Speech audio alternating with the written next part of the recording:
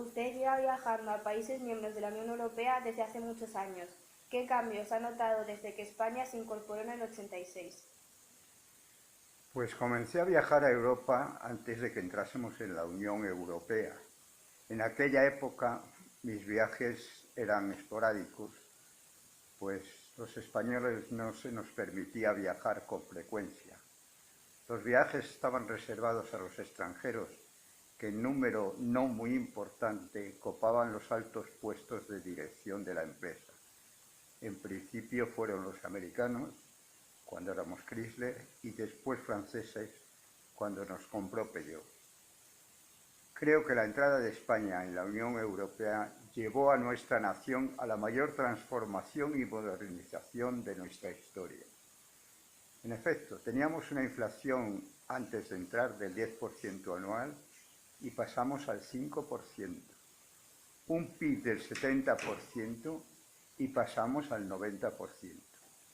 Nuestras autopistas apenas superaban los 2.000 kilómetros y hoy en día estamos muy cerca de los 15.000, uno de los países que más autopistas tienen en Europa. Se nos abrió el camino para la apertura hacia la Unión Europea y mundial de nuestra economía. Se incorporó la mujer de forma acelerada a la vida laboral activa. Se extendió la educación superior de forma masiva, incluyendo a las mujeres. Se amplió la cobertura sanitaria pasando a ser universal. Se concretaron sistemas fiscales progresivos y democráticos. Nos incorporamos a la cooperación militar y política entre los países de la Unión Europea. Pasamos de ser un país de emigrantes a tener más de 4 millones de extranjeros. Nos incorporamos a los compromisos medioambientales. Se empezó a contar con España y nuestras Fuerzas Armadas comenzaron a participar en misiones de paz fuera de nuestras fronteras. Nos incorporamos a la OTAN y las mujeres españolas entraron a formar parte de nuestras Fuerzas Armadas. Más tarde, con la incorporación de España a la moneda única en el 2000, frenamos la aún todavía galopante inflación. Pasamos a tener una moneda fuerte y segura. Como experto en el mundo industrial y en particular en el automóvil, ¿qué cree que ha aportado a la industria el ingreso en la Unión Europea?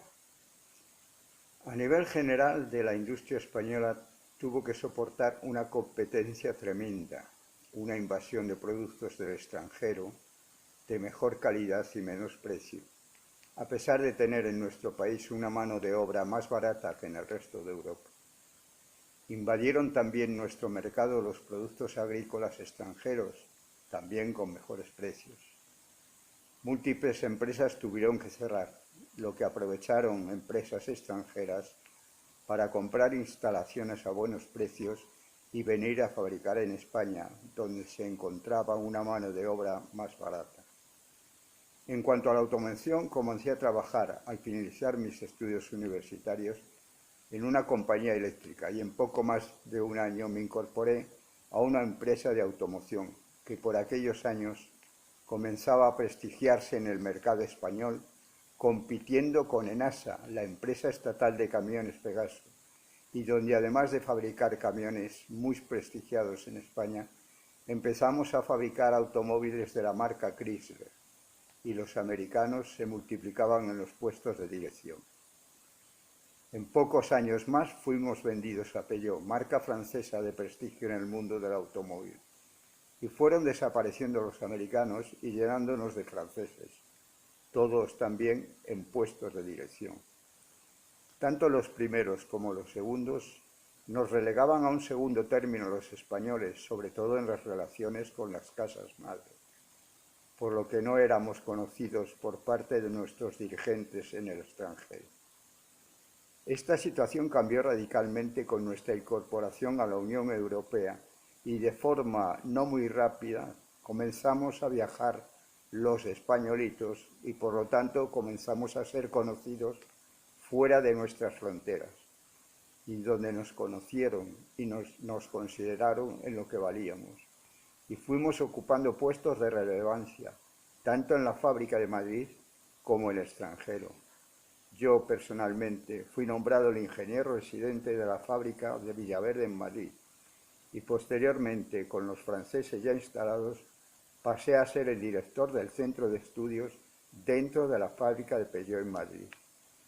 Se nos abrieron los mercados de todo el mundo y los coches fabricados en Villaverde comenzaron a ser conocidos y considerados en su valía, lo que ha permitido mantener en España las dos fábricas del grupo Peugeot, la fábrica de Citroën de Vigo y la de Peugeot en Villaverde, mientras se cerraban en Francia varias plantas del grupo. Francia es nuestro principal aliado económico y es un país que usted conoce perfectamente. ¿Cómo eran las relaciones con Francia antes de 1986? Como ya he apuntado en la anterior pregunta, antes de entrar España en la Unión Europea, nuestras relaciones eran casi inexistentes, pues los puestos claves de la fábrica de Madrid eran ocupados por franceses, por lo cual los contactos eran realizados por estos y nosotros viajábamos muy esporádicamente a Francia.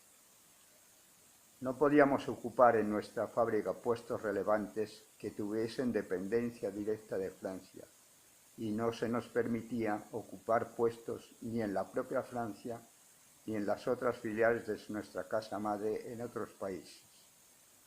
Como anécdota, yo personalmente, de mis viajes a Francia, conocí la convocatoria para cubrir puestos de dirección en la fábrica de Argentina primero y en China después, y solicité ser enviado a dichos destinos, y se me informó que los españoles no podíamos ser destinados al extranjero.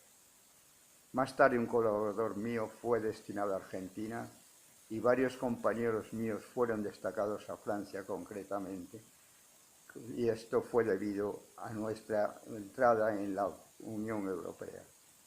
Debo decir que las relaciones personales con los franceses han sido siempre excelentes y personalmente hice relaciones de muy buena amistad que aún hoy en día conservo.